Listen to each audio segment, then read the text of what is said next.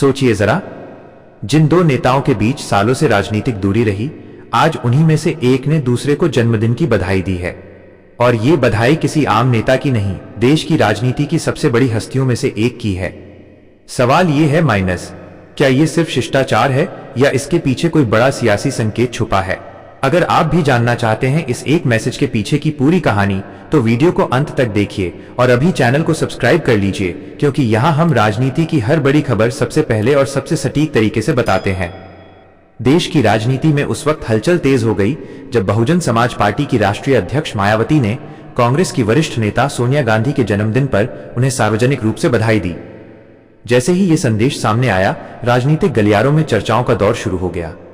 वजह साफ है, मायावती और कांग्रेस के रिश्ते लंबे समय से तल्ख रहे हैं, खासकर उत्तर प्रदेश की राजनीति में, जहां बीएसपी और कांग्रेस अक्सर एक दूसरे के खिलाफ कड़ा रुख अपनाती रही हैं। मायावती ने अपने संदेश में सोनिया गांधी के अच्छे स्वास्थ्य और दीर्घायु की कामना की।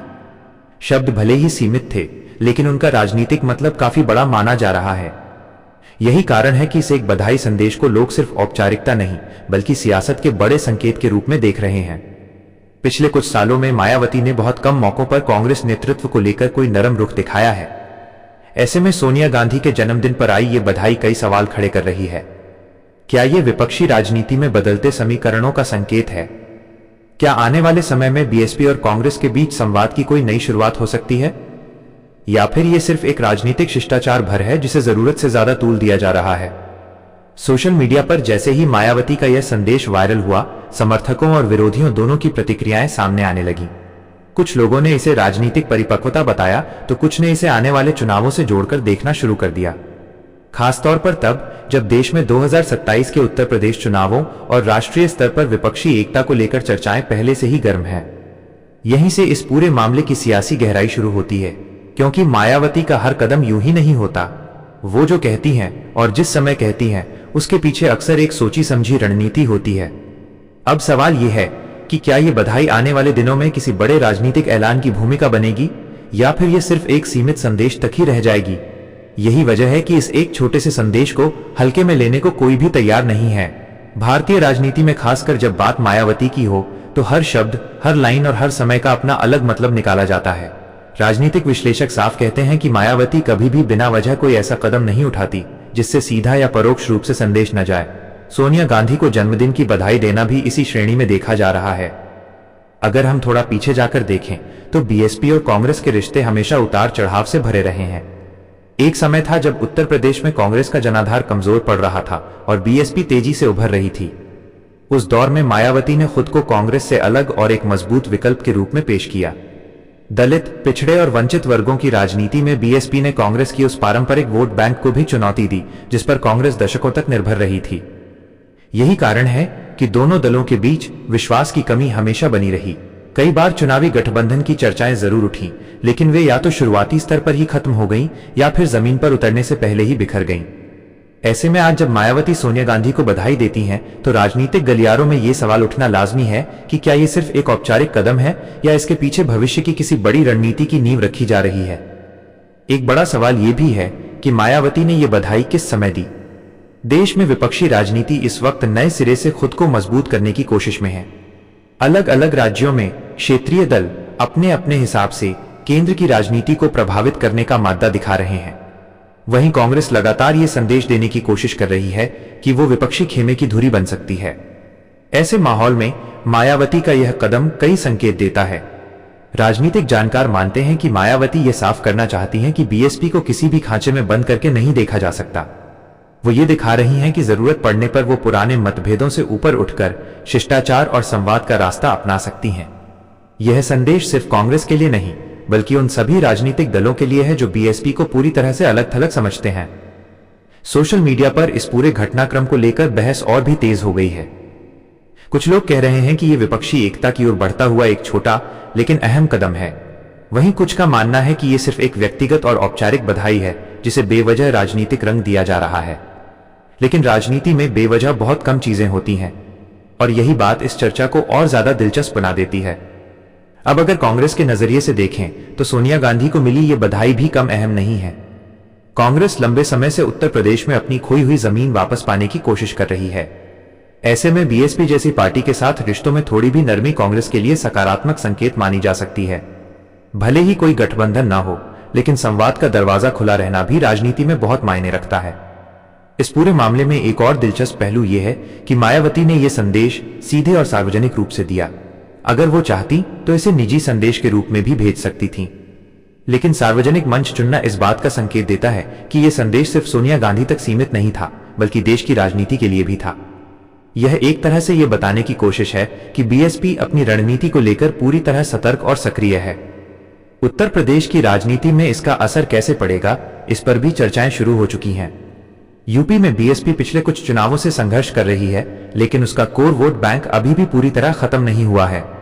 मायावती जानती हैं कि आने वाले समय में अगर उन्हें दोबारा मजबूती से उभरना है तो हर संभावित विकल्प को खुले दिमाग से देखना होगा, चाहे वो अकेले चलने की रणनीति हो या फिर किसी स्तर पर राजनीतिक संवाद। यही वजह है कि ये बधाई एक साधारण घटना न होकर एक बड़े सियासी समीकरण की छोटी सी झलक के रूप में देखी जा रही है। कई लोग ये भी कह रहे हैं कि मायावती ये दिखाना चाहती हैं कि वो अब टकराव की राजनीति से आगे बढ़कर संतुलन और रणनीति की राजनीति कर रही हैं। जहां जरूरत हो वहां दूरी और जहां मौका हो वहां संवाद। हालांकि बीएसपी की ओर से अब तक इस मुद्दे पर कोई अतिरिक्त बयान नहीं आया है, न ही कांग्रेस की तरफ से इसे लेकर कोई औपचारिक प्रतिक्रिया दी गई है। लेकिन राजनीतिक चुप्पी भी कई बार बहुत कुछ कह जाती है। जब दोनों पक्ष इस पर खुलकर कुछ नहीं कह रहे तो अटकलों का बाजार और भी गर्म हो जाता है। एक वर्ग यह भी मानता है कि मायावती इस बधाई के जरिए अपने समर्थकों को यह संदेश देना चाहती हैं कि वो राष्ट्रीय राजनीति में भी उतनी ही प्रासंगिक हैं जितनी पहले थीं।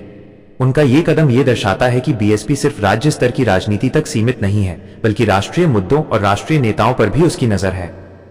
अब बड़ा सवाल यही है कि आगे क्या आने वाले दिनों में मायावती और कांग्रेस के बीच कोई औपचारिक संवाद सामने आएगा? क्या किसी मंच पर दोनों दलों के नेताओं की मुलाकात होगी, या फिर यह मामला यहीं खत्म हो जाएगा और इसे सिर्फ एक शिष्टाचार के रूप में ही याद रखा जाएगा? राजनीति में अक्सर बड़े बदलाव छोटे संकेतों से ही शुरू होते हैं।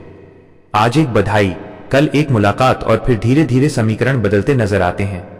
हालांकि यह कहना अभी जल्दबाजी होगी कि इस एक संदेश से कोई बड़ा राजनीतिक मोड़ आ ही जाएगा, लेकिन इतना तय है कि इसने देश की राजनीति में एक नई चर्चा जरूर छेड़ दी है।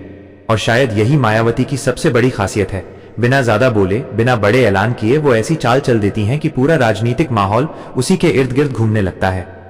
अब सबकी निगाहें आने वाले दिनों पर टिकी हैं, क्योंकि असली कहानी शायद अब शुरू हो रही है। और यही वो मोड़ है जहां ये मामला सिर्फ एक बधाई संदेश से निकलकर भविष्य की राजनीति की तरफ बढ़ता हुआ दिखाई देता है। क्योंकि अगर इतिहास गवाह है तो मायावती ने जब जब किसी राजनीतिक कदम से पहले माहौल बनाया है तब उसके संकेत ऐसे ही छोटे लेकिन असरदार फैसलों से मिले हैं। सोनिया गांधी को दी गई ये बधाई भी उसी कड़ी का हिस्सा मानी जा रही है। अब जरा गौर कीजिए उस टाइमिंग पर जिस पर यह संदेश सामने आया। देश में लोकसभा चुनावों के बाद राजनीतिक समीकरण अभी पूरी तरह स्थिर नहीं हुए हैं। विपक्ष अपने भीतर नई रणनीति तलाश रहा है और हर क्षेत्रीय दल ये समझने की कोशिश कर रहा है कि आगे उसका रास्ता किस दिशा में जाएगा। ऐसे समय में मायावती का यह कदम यह बताता है कि वह खुद को किसी एक धड़े में बांधकर नहीं चलना चाहती, बल्कि हर संभावित रास्ते को खुला रखना चाहती हैं।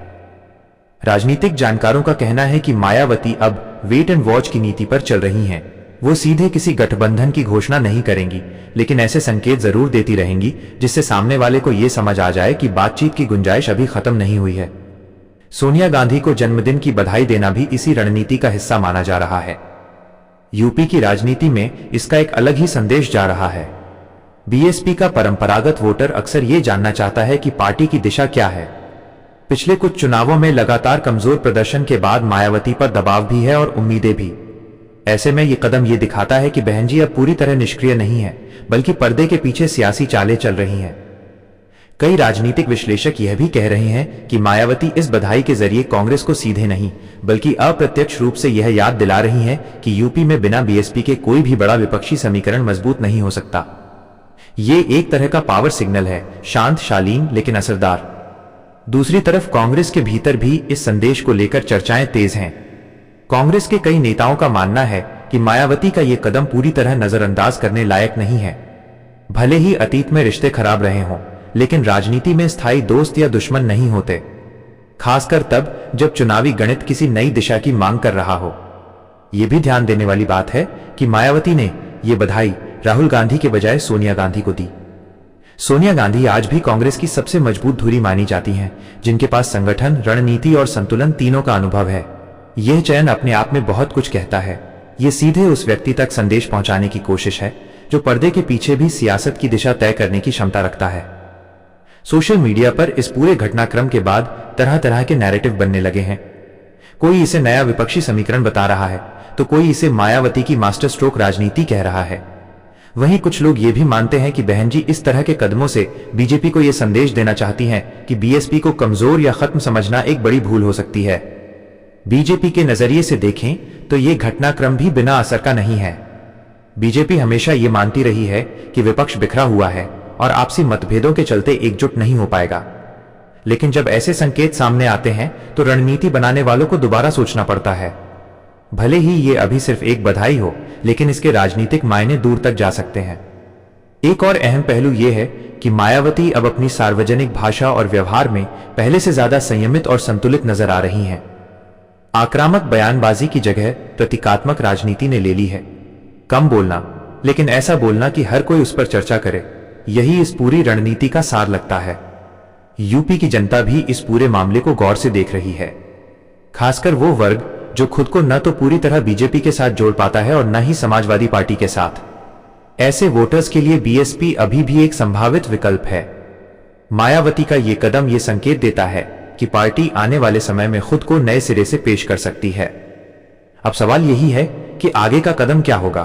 क्या ये कहानी यहीं खत्म हो जाएगी या फिर आने वाले दिनों में किसी मंच पर मायावती और कांग्रेस के किसी बड़े नेता की मुलाकात देखने को मिलेगी? क्या यूपी की राजनीति में कोई नया समीकरण जन्म लेगा या फिर यह सिर्फ एक रणनीतिक संदेश बनकर रह जाएगा?